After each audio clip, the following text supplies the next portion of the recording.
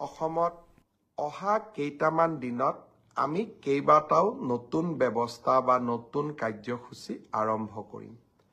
10 ডিচেম্বৰৰ পৰা 20 ডিচেম্বৰৰ ভিতৰত 10টা দিনত আমি 5টা কাৰ্যসূচী ৰূপায়ণ কৰিম। পোনপ্ৰথমে বিগত বানপানীত যিসকল লোক ভীষণভাৱে ক্ষতিগ্ৰস্ত হৈছিল তেওঁলোকক আমি সাহায্যসমূহ বিতৰণ কৰিম।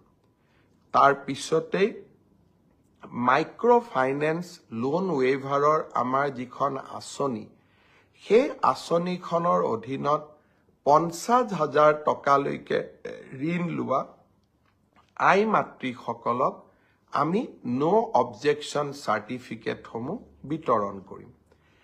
এই সময়ছোৱাৰ ভিতৰতে হাইস্কুল শিক্ষান্ত পৰীক্ষাত ডিষ্টিংশ্যন সৈতে পাছ কৰা ছাত্ৰ ছাত্ৰীসকলক আনন্দৰাম বৰুৱা বঁটা আমি প্ৰদান কৰিম।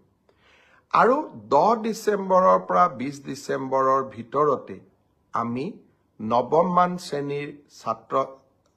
মান শ্ৰেণীৰ ছাত্ৰীসকলক আৰু ছাত্ৰসকলক আমি চাইকেল বিতৰণ কৰিম।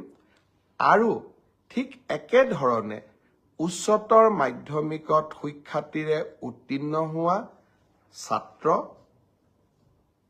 আৰু ছাত্ৰী যিসকল ইতিমধ্যে নিৰ্বাচিত হৈছে তেওঁলোকক স্কুটিসমূহ বিতৰণ কৰিম।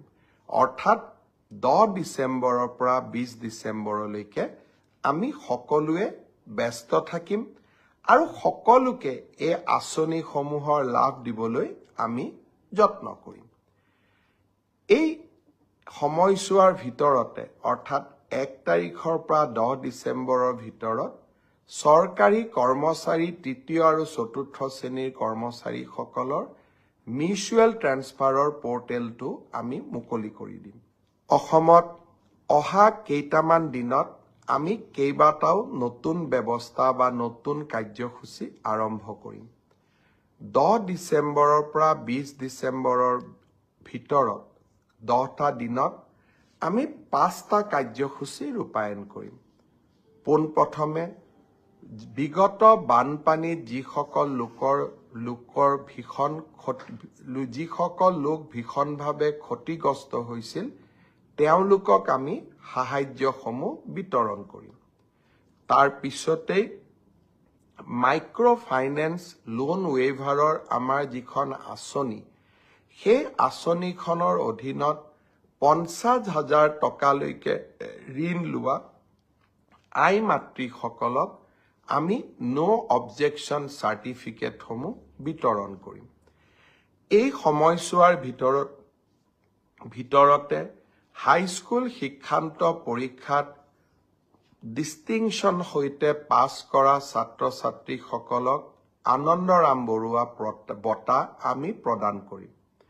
আৰু 10 ডিচেম্বৰৰ পৰা 20 ডিচেম্বৰৰ ভিতৰতে আমি নৱম মান শ্ৰেণীৰ ছাত্ৰীসকলক আৰু ছাত্ৰসকলক আমি চাইকেল বিতৰণ কৰিম। আৰু ঠিক একেধৰণে উচ্চতৰ মাধ্যমিকত সুখ্যাতিৰে উত্তীৰ্ণ হোৱা ছাত্ৰ আৰু ছাত্ৰী যিসকল ইতিমধ্যে নিৰ্বাচিত হৈছে তেওঁলোকক স্কুটিসমূহ বিতৰণ কৰিম। অৰ্থাৎ 10 ডিচেম্বৰৰ পৰা 20 ডিচেম্বৰলৈকে আমি সকলোৱে ব্যস্ত থাকিম আৰু সকলোকে এই আঁচনিসমূহৰ লাভ দিবলৈ আমি যত্ন কৰিম।